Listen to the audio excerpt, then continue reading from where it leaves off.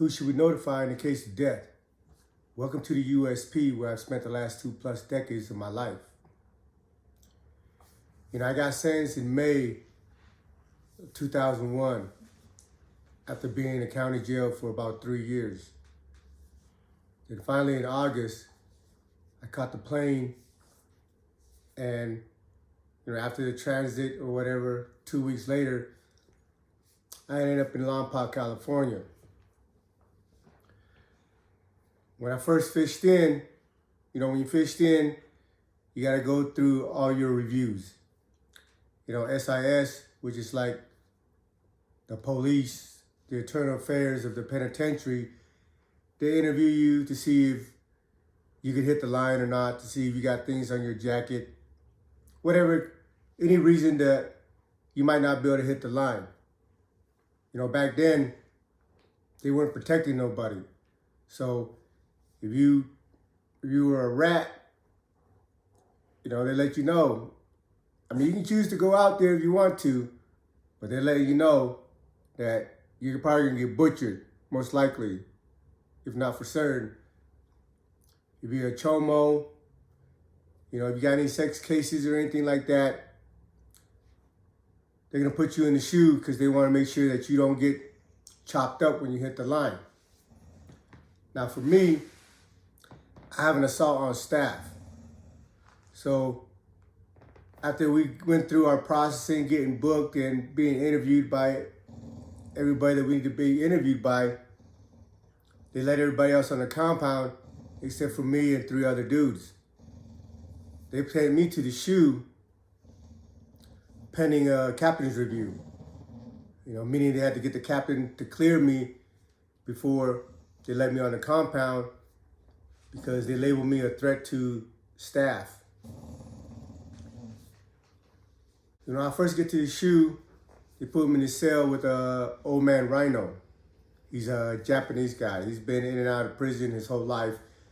At the time that I met him, he was already like 54 years old. But he got his case back in the late 70s, early 80s. He had like a 30, 40-year sentence. But back in the 80s, they had they had parole. So if you had 30 years, you can get parole after 10 years, and you would max out at 20, but you would still be on paper for the duration of that 30 years. He was just an old junkie. I think he was in there for bank robbery for back in the days, and he's been in and out of prison. So when I first fished into his cell, he just got moved in from another tier. And, him being Asian, they put us together. But, when I got into the room, I had my bedroll, I just put it on the top bunk, and I sat there chopping it up with them, just kicking it, getting to know each other. And while we were in a conversation, they came and pulled us out for showers.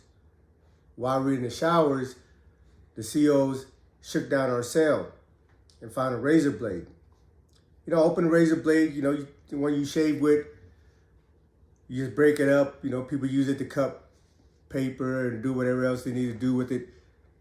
But in Lompoc, a razor blade is considered a knife shot, a 100 series shot. So they wrote us up for it. And we went to DHO. I denied that it was mine. He denied that it was his because he just moved into the cell from another tier, and I just came off the bus. But again, having the jacket that I have assault on staff, every time I get into, go before the disciplinary officer for whatever shots, I get maxed out. And they end up giving me 30 days in the SHU. They gave me a write-up, and I got 30 days in the SHU. Mind you, I haven't been on the compound 24 hours yet. I haven't been on the compound yet. I'm just in the SHU. But I haven't even been in the facility, the prison, 24 hours yet. And I already got a shot and 30 days in the SHU. So, today is 9/11. Before I continue, I want to send my condolence to the families that were affected by that, whether they had family members that were victim of the atrocity, or the first responders that end up getting sick, trying to clean up the mess. And we can go into the politics behind it, because I just want to point out, from the 9/11, we invaded Iraq. We invaded Iraq because somehow we accused Saddam Hussein of having some involvement in the 9/11. And to justify our invasion, we had the CIA and other agency report that there were weapons of mass destruction. Having hindsight of the situation, we all know now that there was no weapons of mass destruction. And so it makes you wonder why we went down there to invade Iraq to take Saddam Hussein off his throne, even though the U.S. government, in conjunction with the CIA, was the one that helped him put him in power. But also in hindsight, we know now that the government knew that all the perpetrators that was involved in 9/11 were Saudi nationalists, meaning they were citizens of Saudi Arabia, that they came from Saudi Arabia. But yet, none of our troops were anywhere close to Saudi Arabia. We was down there in Iraq and Afghanistan. I only mention this is to say that, we as the public, we get tricked all the time. We get fed this information, and because, the people in power know how to incite our emotion, know how to get us riled up, that over half of the country supported the Iraq war, because everybody in America at the time really felt that Saddam Hussein and Iraq had something to do with the 9/11.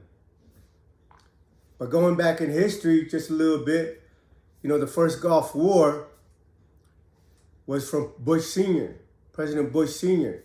He went down to Iraq. Was it the 11-day war, or however it did? It lasted almost 2 weeks. They say we won, but really we didn't. And the military had to leave. Now you went through the President Clinton's administration, and there was no peep about anything in the Middle East, about Iraq, or none of that. But as soon as Bush wins the election, within a couple of years, we're invading Iraq.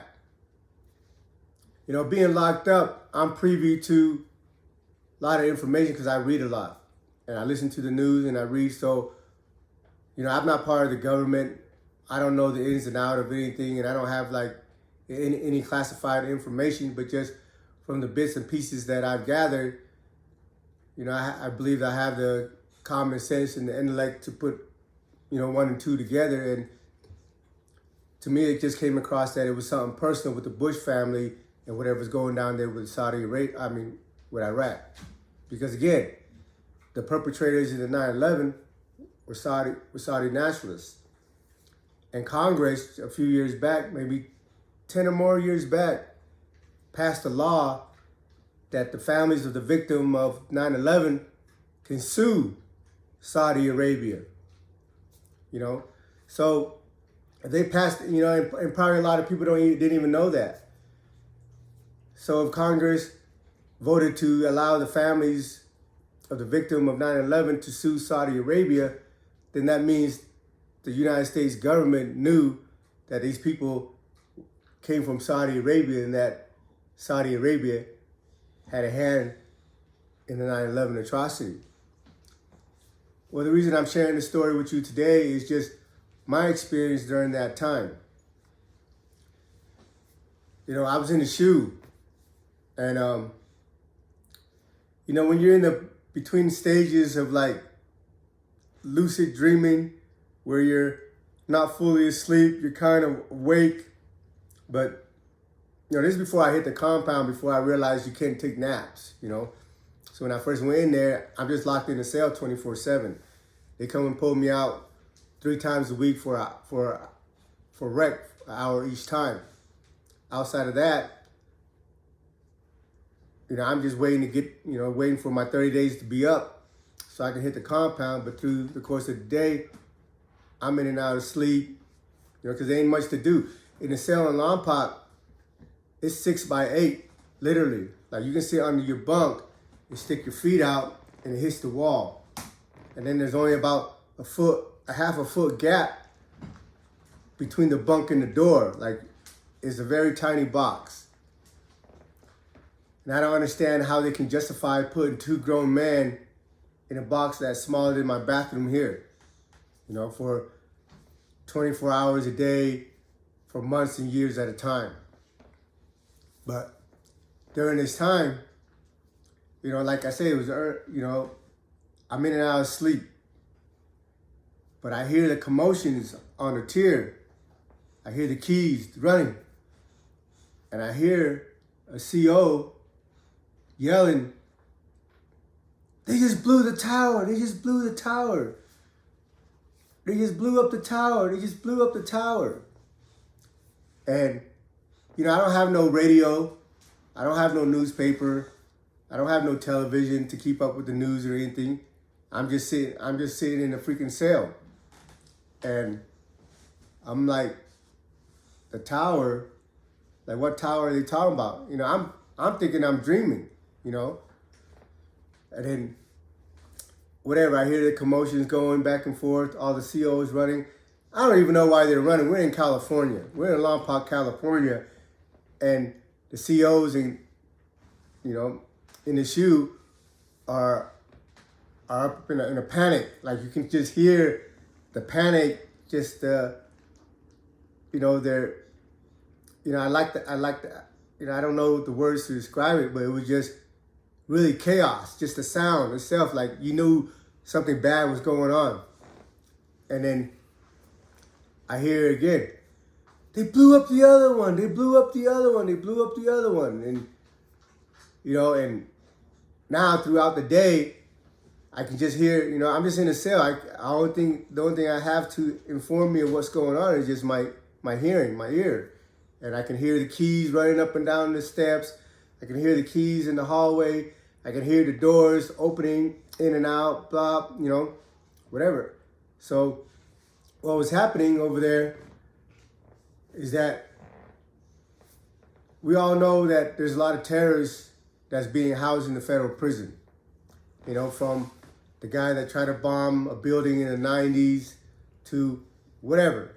And when they arrest these dudes, they're not just arresting the perpetrator. They have cases that's called conspiracy. Conspiracy is anybody and everybody that has association with it. They might not be involved in the incident themselves, but because of a phone call or because of a meeting that the federal government can prove or whatever, they get caught up in the net. So you have a lot, in the USP, you have a lot of dudes that are considered domestic terrorists and even just straight up jihads. So at the time with all the commotion that was going on, they were locking up all the Muslims in Lompoc. I don't know what reason they justify that these guys are already in prison serving time, but they're locking them up just because they're Muslim. So fast forward a couple days later, people in the SHU, some of them gets newspaper. And after they get reading it or whatever, they pass it down the tier and so on and so forth. And maybe about 4 or 5 days later, it finally got to my cell.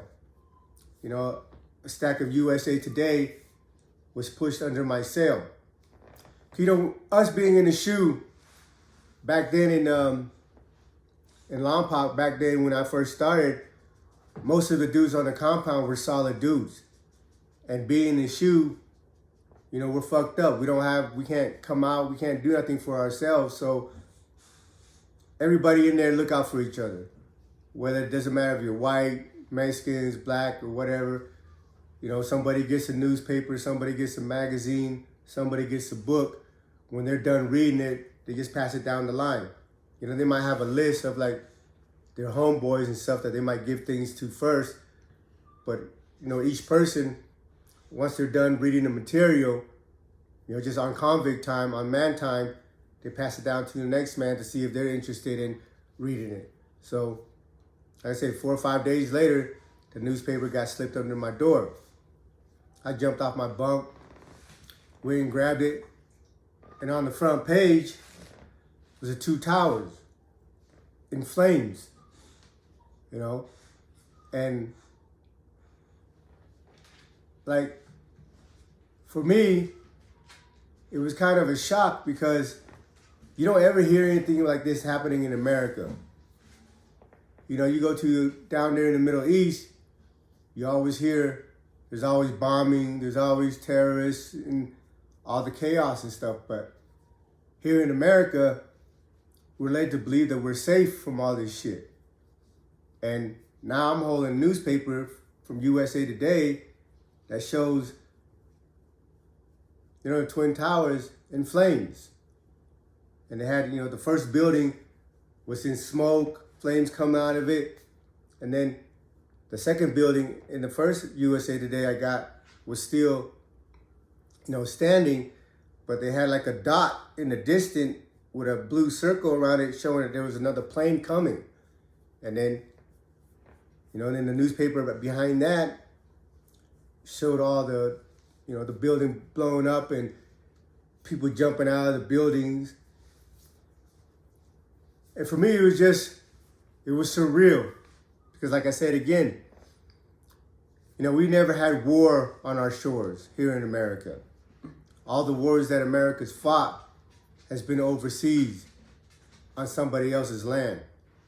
You know, the Vietnam War, we shipped all of our people down to Vietnam to fight the war. The war in Iraq, the Korean War, whatever. We can go on and on and on, even, you know, World War I and we didn't get involved in World War I, but even World War II. Every time that we entered a war, it was always been fought in another soil. Well, my wife just said, oh, Hawaii. I mean, yeah, they came and bombed Pearl Harbor, but the extent of the war was overseas. You know, like the people that came and bombed Pearl Harbor, they were on a suicide mission. You know, because they didn't have enough gas in their planes to ever get back to their ship. And so everybody that volunteered for that, they already knew that they weren't coming back. But outside of that, all the wars that we fought has been on another soil. So people in America, the citizens of America, has been led to feel safe and secure here on the homeland. So when this shit happened, you know, I can't speak for anybody else or anything, but for me, like I said, it was surreal. Like, how is this possible? How did the government allow these people how they allowed them to slip into the country? And again, hindsight, we have information that they might have known about it.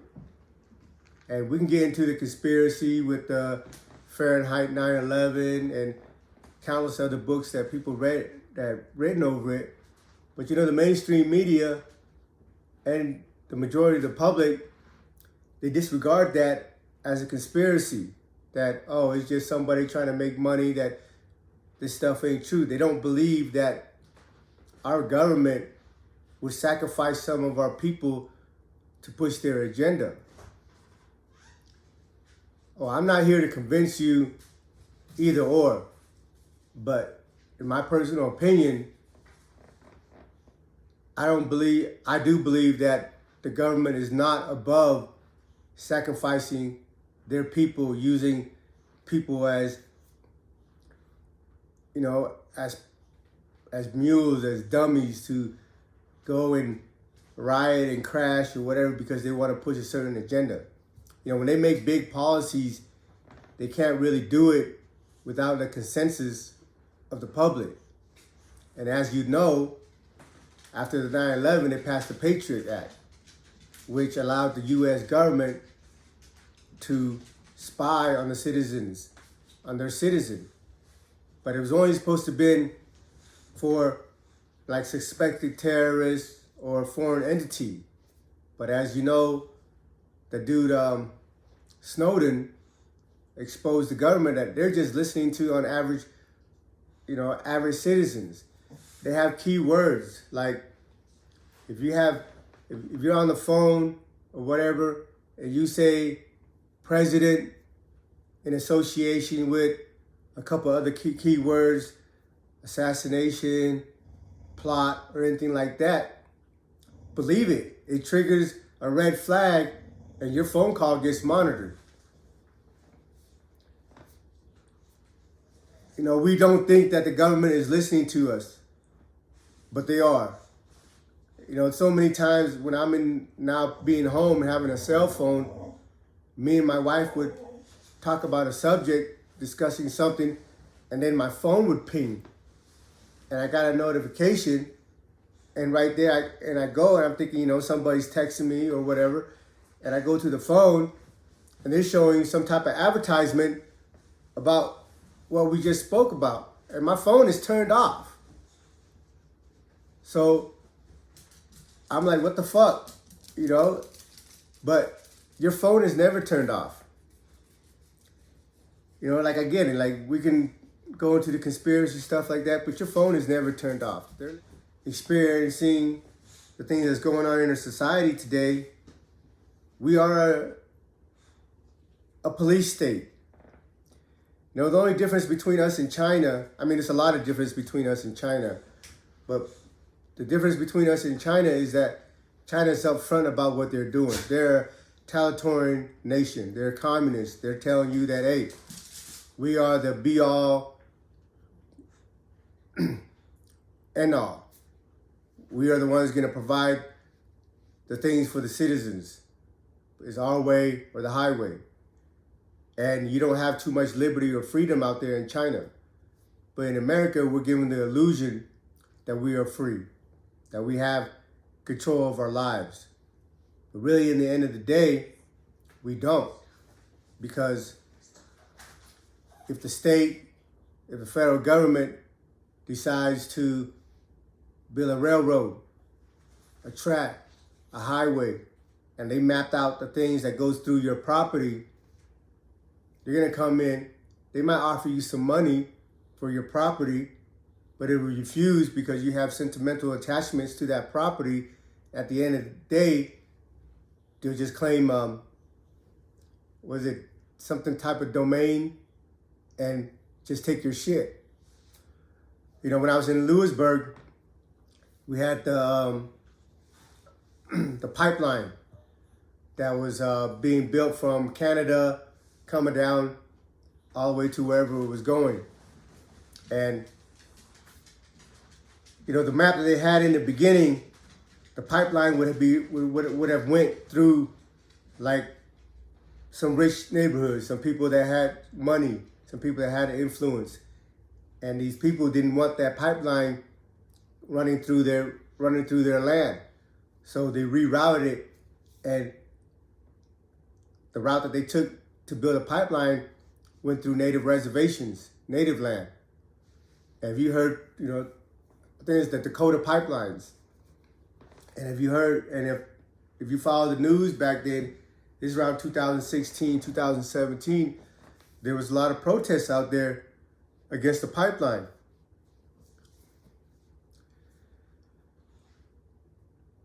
And the reason that they were doing that is because, like, whether you want to believe it or not, there's certain people get treated differently depending on the classes that they're in. If you're poor and underserved, the government don't really care about you. The government's going to do what they're going to do, regardless of how you protest, regardless of your opinion and how you feel about it. But if you're in a community that's got money, they might listen to you. The reason why is because they know the people that got money is the people that's going to be able to donate and can contribute to their campaign, where the poor don't have money to give away to contribute to their campaign. So You know, and prime example of that is you just go around the country and look at all the different neighborhoods, the ghettos, the projects, whatever you want to call them. We don't have nothing coming. The schools, there's always better schools in the uppity up neighborhoods, suburban areas, as opposed to the projects in the hood and all that. And you know, that's just the basic reality of it. So with the 9/11, I believe there was an agenda that was trying to be pushed, but they couldn't do it until they incite, you know, our emotions, until they got us angry, you know, until they fed us information that made the public want to support them, you know, for the invasion of Iraq. Then after that, the Patriot Act. But like I said, I was stuck in the shoe for about 90 days. So by the time I came out, it was almost October already. And, you know, the frenzy over the 9/11 kind of like died down a little bit. But when I call home, you know, talking to my brother and my family and stuff, you know, everybody out here in the world was spooked over that.